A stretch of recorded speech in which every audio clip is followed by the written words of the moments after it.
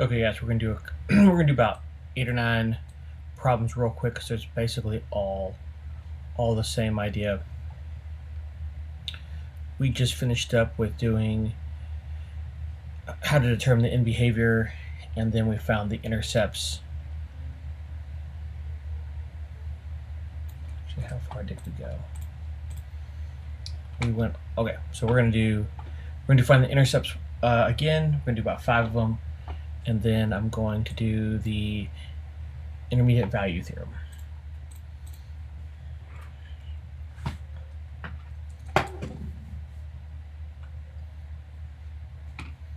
All right, so we have C of t is equal to 3 t plus 2 t minus 3 t plus 5, and our y-intercept, we put 0 in for all of these. It's 3, 0 plus 2 is 2, negative 3, and then 5. So my y-intercept, 6, I have negative 90, so it's 0, negative 90. My x-intercepts, what makes these zeros? Remember, 3 we don't worry about because there's no variable there. So my x-intercept is what's negative 2 comma 0, 3 comma 0, and negative 5 comma 0. My next one that I do is 2t, t minus 3, t plus 1 squared. Now what I notice here is I have a variable just out here on its own, no plus or minus, so I know that one of my x-intercepts is 0 comma 0. Again, if the x-intercept is 0 comma 0, then my y-intercept is also 0 comma 0. Let me see, what are those x-intercepts? It's 3 comma 0 and negative 1, 0. Then we have 4t to the 4th plus 12 t cubed minus 40 t squared. Now the big thing we have to do about this one is we don't know how to factor this right off the top of our head, so I want to find the greatest common factor if I can. Everything's divisible by 4, and I can also take out a t squared.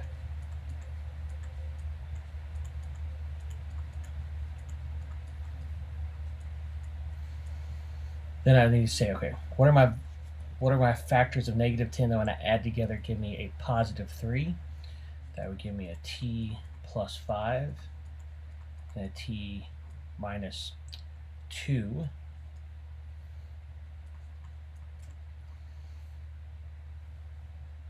Okay, my y-intercept.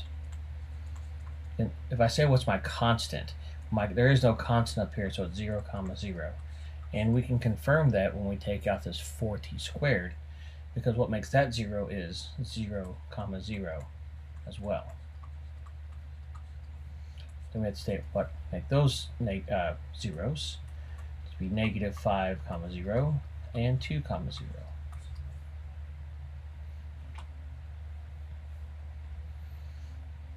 Next we will do f of x is equal to x cubed plus x squared minus 20x. And again, I'll look at this and I'll say, well, all of them have x's, or I say there's not a constant. So I would say that with the y-intercept, I know is 0 comma 0, but I also mean that I need to pull something out. So I know I can pull out an x. I need to factor this. What are my factors of negative 20 that when I add together give me 1? Well, that'll be x plus 5, x minus 4.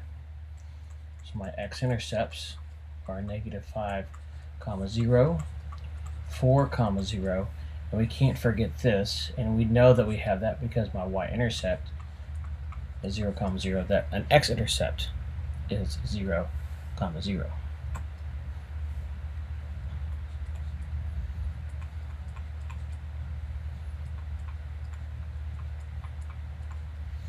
Now I'm going to say, well, what is my y-intercept? Again, it is my constant.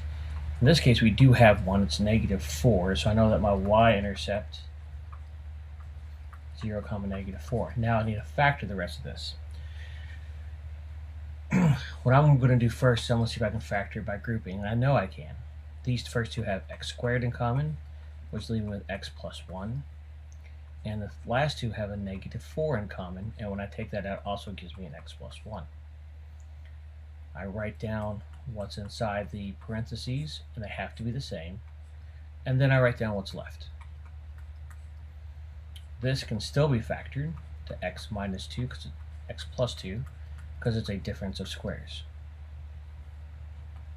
My x-intercept, negative 1, comma 0, 2, comma 0, negative 2, comma 0.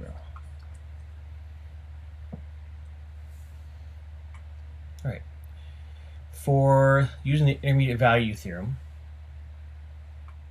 I'm going to show you how to do one, and then I'll just give you the answer for all of them.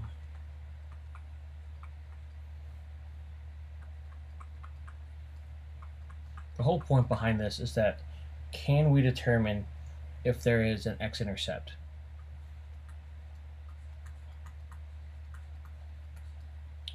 So we plug each one of these in. 2 cubed is 8 minus 18, which gives us a negative 10. And then if I were to put 4, that's 64 minus 36, and that gives us 28. The whole point is that to go from a y value that's negative, so it's down here, to one that is positive, you have to cross the x-axis. And in this case, both 25, 27, and 29 are all yeses. And just make sure we're putting this in correctly. You all can do the math.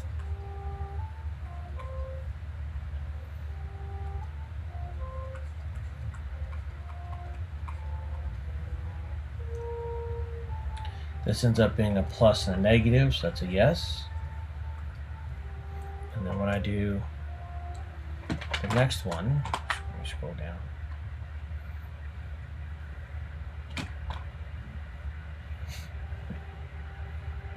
I have x cubed minus 100x plus 2. And I do it at 100th and a 10th. So 0.01 cubed minus 100 times 0.01 plus 2. Then we have 0.1 cubed minus 100 times 0.1 plus 2. This is this one right here ends up being a positive, and this one ends up being a negative, so the answer is yes.